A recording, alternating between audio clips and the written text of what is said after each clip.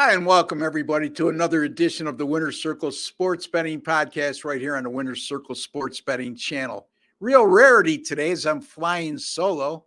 Mr. Chip Chirimbes was supposed to join me today, and he's having technical difficulties. And Doug Upstone's on vacation, so you're going to have to just settle for me. Bear with me. Anyway, folks, don't forget to give us a like on this video. It goes a long way in continuing these podcasts for free. Goes a long way in keeping Mr. Jim Quinn, our owner, happy. And it's just a small token of your appreciation for the time, work, and effort we put into bringing you a quality podcast each and every day, 5 days a week. Each and every day, 5 days a week. That sort of doesn't add up. Let's rephrase that. Also, folks, if you have not subscribed to our YouTube channel, really important that you do so because it's absolutely free. There's no strings attached. There's no hidden agenda. There's no subscription plans to go along with it. And you just click on that subscribe button, or if you're on your PC, you'll see a WC logo in the bottom right-hand corner of your screen. Just click on that, and while you're at it, just go into your YouTube settings and click on the alert notification bell for the Winner's Circle Sports Betting channel, and you'll be notified immediately upon any of our future broadcasts going up on our great channel. All right. So I'm going to be talking game 4 of the and I'm having a problem with my eye right now, folks. So bear with me. I got a little burning going on in my eye, but I'm going to grin and bear it. But in any event, we're going to be looking at game 4 of the NBA Finals between the Dallas Mavericks, Boston Celtics, and we're going to concentrate on the total here. The current total right now is 211.5. It's gone from 217 to 215 to 212.5 in game 3 to 211.5 in game 4. And I'm not going to let that deter me like I did not let it deter me in game 3 when I gave you an NBA free pick winner right here on this channel. And I went under the total of 212.5 and the game fell at 205. Here's the thing. I like my NBA betting angles, especially at this time of year. NBA Finals betting angle specifically. And since 2014, any NBA Finals Game 4 with a total of 219 or less, all 9 of those contests have gone under the total. The average total in those contests was 210.2. Right now, we're at 211.5, so very similar, almost identical. And the combined score in those 9 games was 198.9 points per game. Dallas, look, they've scored less than 100 points in each of the first 3 games. And again, you look at how they're playing offensively right now, folks. Everything is isolation based with Kyrie and with Luka Doncic. And, the other cast of characters for Dallas have not stepped up in this NBA Finals where Boston's supporting cast has, as well as their 2 stars, Jaylen Brown and Jason Tatum. So, again, I don't see Dallas making a drastic improvement here. And if you're Boston defensively, if it's not broke, don't fix it. The Celtics, as good as they've played in this series, have not shot the ball well from 3-point range.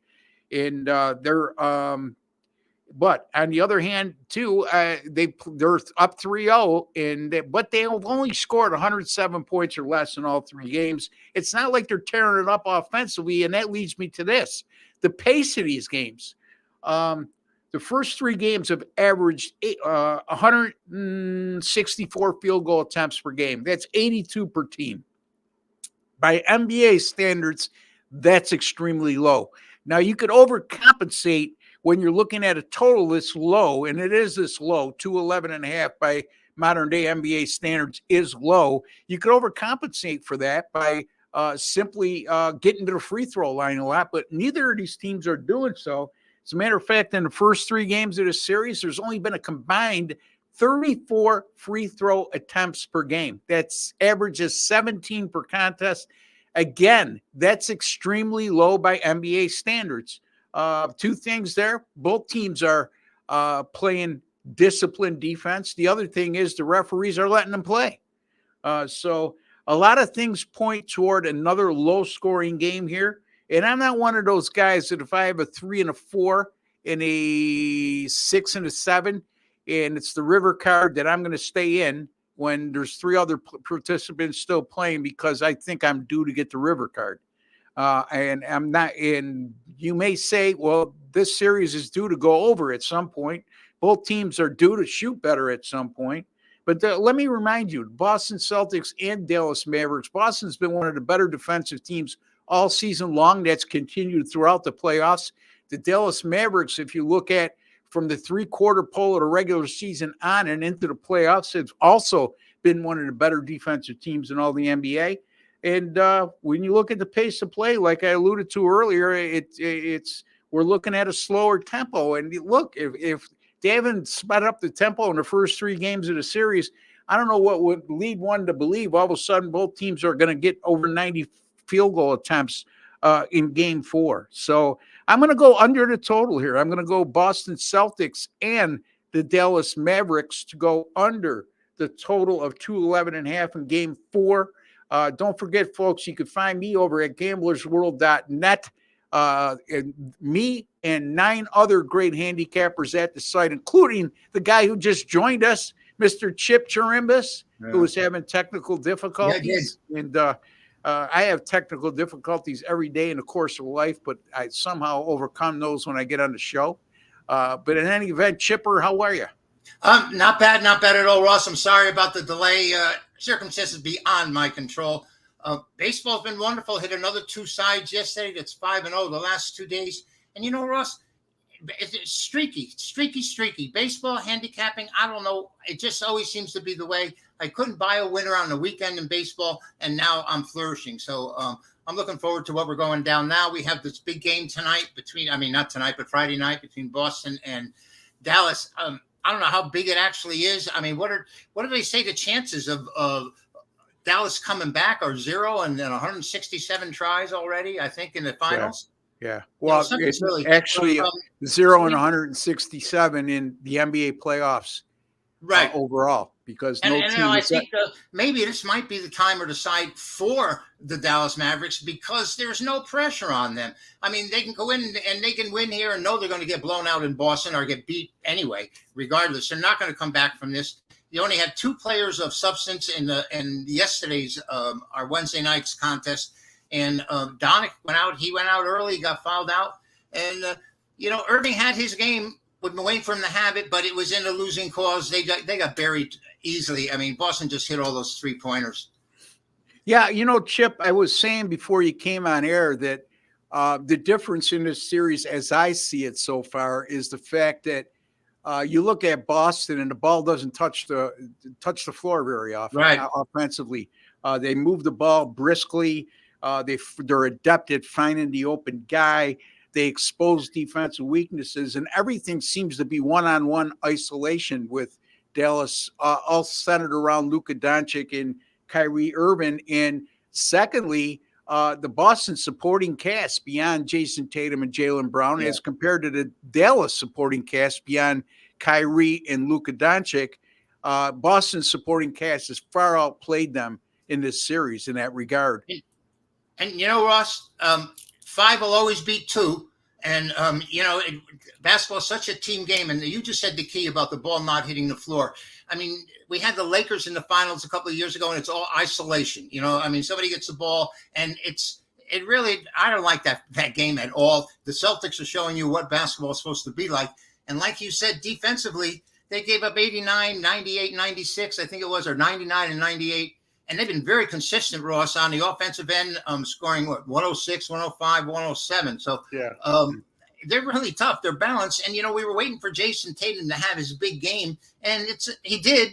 And it was of consequence. Dallas, I think I saw they might even end up being an underdog in this game. And, well, they're actually, as we speak right now, Dallas is a 1-point favorite. They opened as an underdog. They're a 1-point favorite. So, looks like some sharp money has gone on Dallas because I can't believe the general public, after what they just witnessed in their short memory spans, would be jumping all over Dallas early.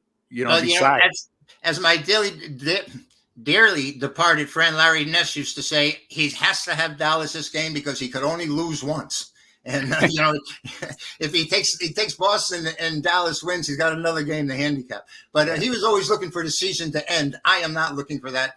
And hey, Ross, how about everyone, all these pundits and everyone saying, well, this series has got to go 6-7 games because it means so much more money to the NBA. Yeah, that's ridiculous. I don't think it makes any difference in the money, Ross. They're getting money from China. They're getting money from everywhere. I mean, there's so much money. I really don't think it matters. I have absolutely no patience for these conspiracy theorists and that line of thinking. We're talking about the NBA. We're talking about guys that are getting paid multi-million dollars of money, okay? Huge contracts, endorsement deals. You're not going to be able to influence people of that nature to extend a Game 7 series. It's 7-game series, 6-game series. Yeah, look, I did think that we'd see at least 6 games going into the series. Okay. But it wasn't because I thought the NBA was influencing that. Right. There's a big difference, right, Chip?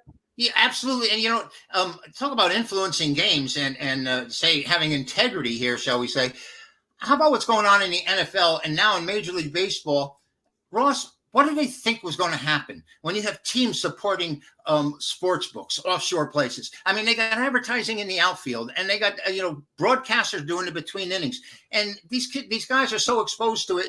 And now we've had another player suspended for life, and there's 4 more under investigations in Major League Baseball. I mean, it's unfathomable to me that we've gotten to this point. When I started in this business, Ross, we were pariahs. We were hidden in the back closet in a room, and no one wanted to know who we were. We were all bookies. I couldn't even explain to my mother what I do. She didn't understand. I said, think of it as like being a stockbroker, but in sports. And they didn't get it. But now, I mean, every time you turn on any show, talking heads are all experts. There's a line on every single game. And, this was so banned. In Las Vegas, we used to have to walk out of the casinos to make a phone call to talk about the game. I mean, it's where we've come. And I don't know if it's for the better. I really don't. Well, here's the thing I would say about the players getting suspended. And what did they expect? Well, they probably did expect this. They did expect this, but it's not like we're talking about isolated situations in a minority of players, right? In comparison. And the bottom line is, I don't blame the NFL. I don't blame Major League Baseball, the NHL, NBA, whatever major stream sport you want to talk about. I blame the players themselves. If you're getting paid good money and you got a future, you're playing in a major college, okay? Yeah. They're paying for your education. You're probably getting some kind of endorsement deal from the college, whatever they call those deals these days. Yeah. In college. Some of the big colleges are now going to start paying their players as employees. Why would you jeopardize all that? Yeah. It's stupidity. It is stupidity. There's no question about it being stupidity. I mean, but, maybe they just want to get over, or they're thinking they can collect a few extra bucks in one way or another. I don't know. But, the problem isn't so much the team in the game as the individual player props. And that's where the difficulties come in, where they've caught these guys where they're having small bets, and all of a sudden they come up with a huge action on an individual player prop. And, there might be collusion there, most likely, I would think. Well, I mean, that would be easy to identify. Yeah, well, that's why these guys have been caught, I think, for the most part. Yeah, I mean, that would be easy to identify, because if you all of a sudden you're seeing a guy who's a $100 bettor all of a sudden placed $10,000 on Jason Tatum going over 34.5 points, or whatever the case may be, whatever these props are. I mean, you could look at the player, number one, and number two, how much, how much inside information can you get on a specific player? Okay, so again, I don't know, Chip. The bottom line is penalize the guys. Don't change a thing. And, for those who want to be greedy and stupid and careless and just plain dummies, let them get penalized. Who cares? You know what I mean? Why wreck a good thing? Because when you think about it, it's a very few that are in fault here, and it would penalize the greater good, the majority of people who are doing things the correct way and enjoying the process. I believe the NCAA is trying to take action against these sports books from having props in a college level. Yeah, I get that. The NFL, they're pros. I don't see them being able to take that down. No, because again, you're talking about guys making millions of dollars, multi-million-dollar contracts. At the NCAA level, I get that with the player props. I do. I really do. Yeah. Because all it takes is one kid that knows he's not going to be able to go pro. Right. Or he's not high on anybody's draft board. Or the draft gurus are saying that this guy at the best is going to be a 7th round pick. He's looking to make a score, above and beyond whatever he's getting paid by the college. And Ross, a lot of these people, and me included, were brought up in this environment where people are always talking about, I got to bet on the Giants, I got to bet on this, or they're playing action, and they're surrounded by it. And now it's just overflowing. The information is just continuous. And I can understand people being attracted to it. I really can. Well, yeah. And you know what? The NCAA, they can kiss my behind, too, because they're the most hypocritical organization. Oh, my God. Yeah. Not only in sports, but in our great country that we live in. That's an organization that was totally against sports betting, and sports betting specifically under sports, under the NCAA umbrella. Right. But once they got offered that 1% of the gate, unbelievable, their attitudes changed, didn't it? Money talks, Ross, I guess. And hey, Ross, it's June 13th. All right. You know what that means? Is it your birthday? No, it's not. Go ahead. No, okay. Not to get too far off the subject, but I want to get it before I forget. In 1937, on this date, Joe DiMaggio was the first man to ever hit 3 home runs consecutively in one game. And not to be outdone, in 1947, Ted Williams did it again. He did it himself. So, these Yankee Red Sox, they always keep connecting. That's the way it goes. And I like that one. And by the way, hitters that ever lived. Matt Cain pitched a perfect game in 2012. And in 1991, unfortunate incident at the U.S. Open, which is on right now, a spectator was struck by lightning and killed. Yeah. But June 13th, I hope that wasn't a Friday. Yeah. Well, you know what? Ted Williams and Joe DiMaggio, 2 of the best hitters in baseball. Yeah. You can make an argument for them being 1, 2. Now, Well, the year Williams hit 406, DiMaggio got the MVP. And think about that. That's kind of wild. Well, Williams, they say he was a liability in the field, though. That's he also had a Boston sports writer that had so much animosity to him and kept him off the MVP list completely. If he had put him on at 10th, he would have won it. So, well, he wasn't very, from what I gather, he wasn't user friendly. Yeah, he was not. No, and DiMaggio, the analytics that they use now on players in the field and how they save runs, I'd love to see those analytics. If they could apply him to the games he played, he had more home runs and strikeouts in his career. Or they were very comparable. About 357, I think, was the number for DiMaggio. And defensively is where I'm going with this. Oh yeah. Well, he had the weak arm and playing left field in Fenway. That sort of can hide our mask stuff, of course. Yeah. But my father used to tell me when I was little that when I was an outfielder, he would say, "You got to be like DiMaggio if you're going to play center field. Tell the left fielder and right fielder to sit down." So, because he covered so much ground. And then he went, Chip, not to get off track here.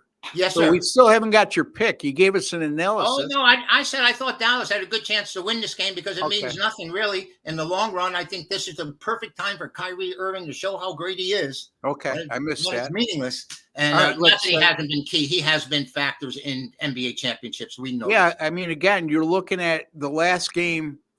Dallas was a 2-point favorite, maybe as high as 2.5 in some spots. And this is only 1. And they got dominated in the second half of game 3.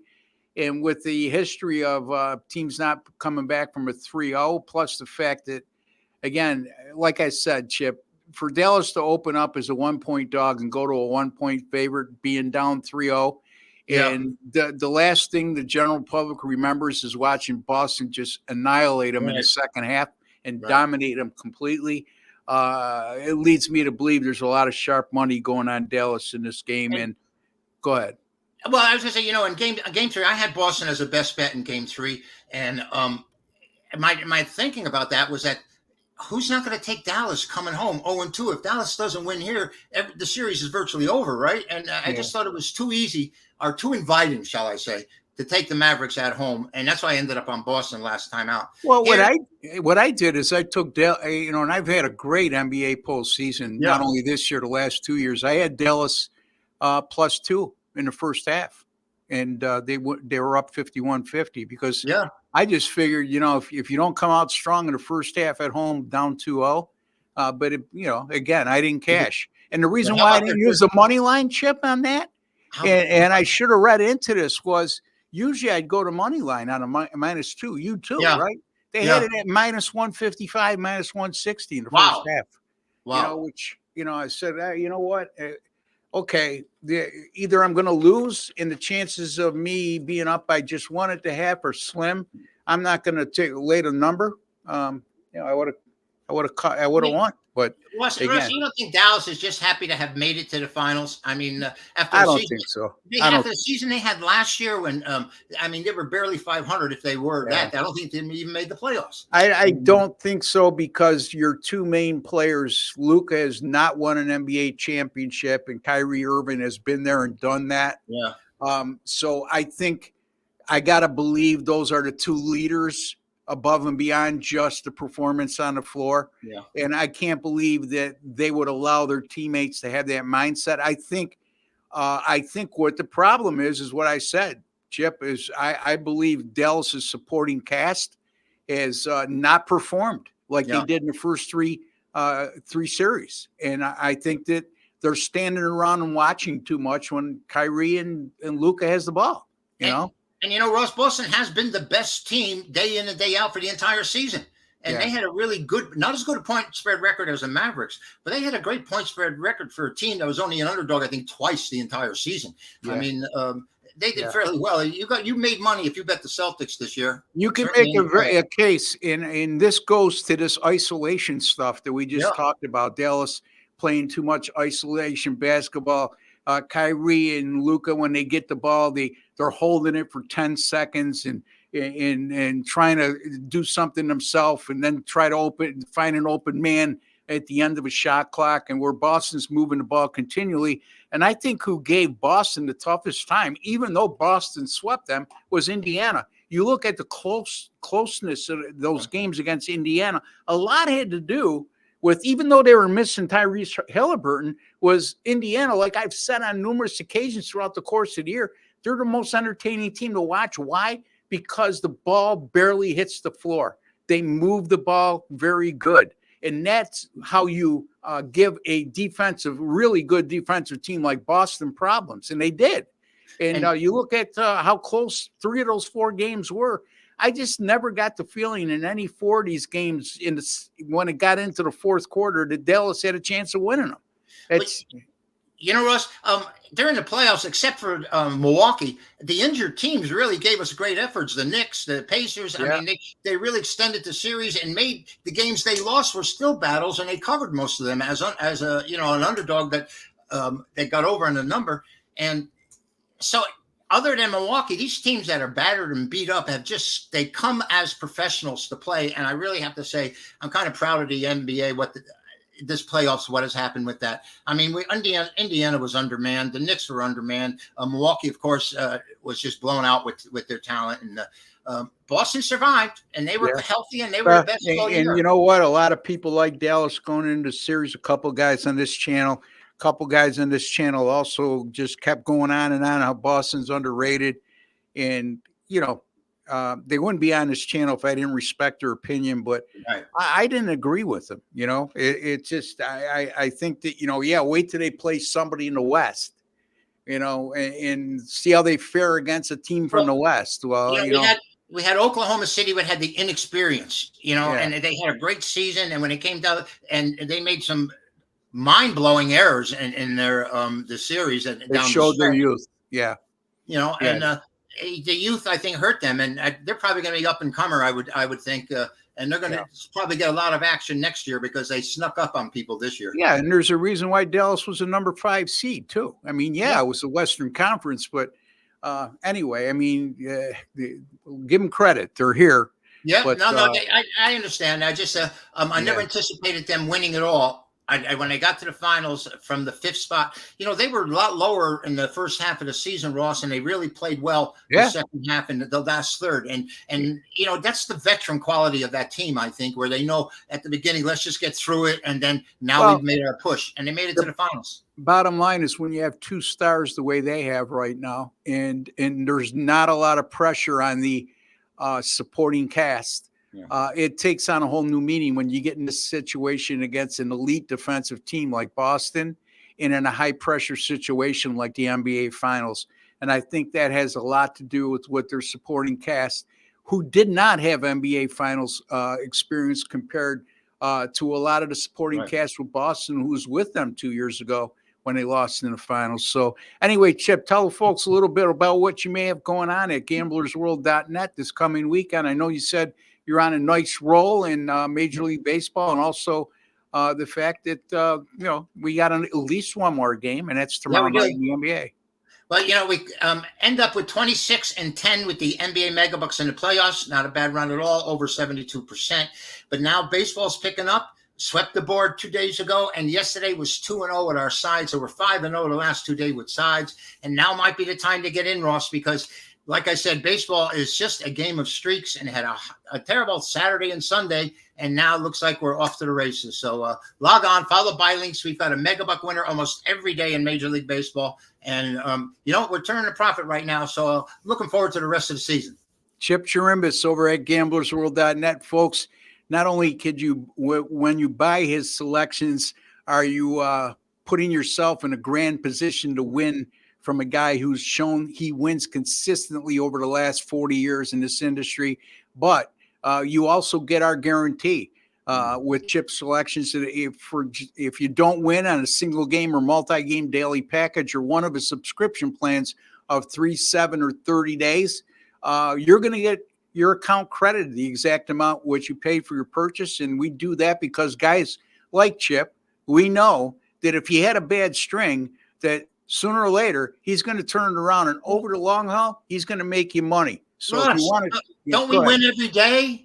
Don't we win every day? I didn't yesterday. I tell you that. And I'm not winning this week either. So we don't win every day, and people should be aware of that. And but we will win in the long run because we have the discipline and the consistency, and we've been here long enough. I mean, we understand the business entirely, and we don't force plays when we're struggling. And I think that's pretty much the bottom line. Just have discipline and stay consistent. Yeah, and we're not afraid to take a pass when we don't like anything. Just because there's 5 games on the board and it's a light schedule, even if it's a full schedule and you don't like something, sometimes a pass is like winning, folks, because you don't want to force stuff. Because when you start forcing stuff, you got to ask yourself, if I'm using this game today just because I need to use something, would I used it yesterday on yesterday's card when I like 3 games? So that's the way to the mindset you need. All right, so you can find me at gamblersworld.net as well. I will have a 4-unit play in the NBA. It will be up later tonight for Game 4. My NBA playoffs, I dropped yesterday's game, like I just alluded to, having Dallas -2 in the first half. They win by 1. But in any event, still 40-24 this postseason with my NBA playoff plays. And then over the last 2 years at one of the documented sites I'm on, number 1 in 2022, number 1 in 2023, currently number 1 in 2024. And my overall record in the NBA postseason since 2022 is 117-72, folks, which is around 62%. And that's all verified and documented, not only on that site I'm referring to, and I can't refer to gamblersworld.net because we only been alive for about a year now, but all the other sites I'm on across the internet. And you can get, again, folks, all those other sites don't give you the guarantee we give you at gamblersworld.net, where you have to win or we'll give you a credit back on your account. All right, so Chip, we'll see you next week. I will be back tomorrow with Jesse Schule and Sean Higgs. We'll be doing, actually just Jesse Schule. We'll be doing a live show tomorrow at 1 p.m. Eastern time. A chance for you guys to chime in with all your questions and comments. We'll be talking the NBA Finals again tomorrow on tomorrow's show, and you could express your opinions, ask the questions, give your comments, just keep it respectful. Until then, for Chip Chirimbes and Ross Benjamin, take care and God bless, folks.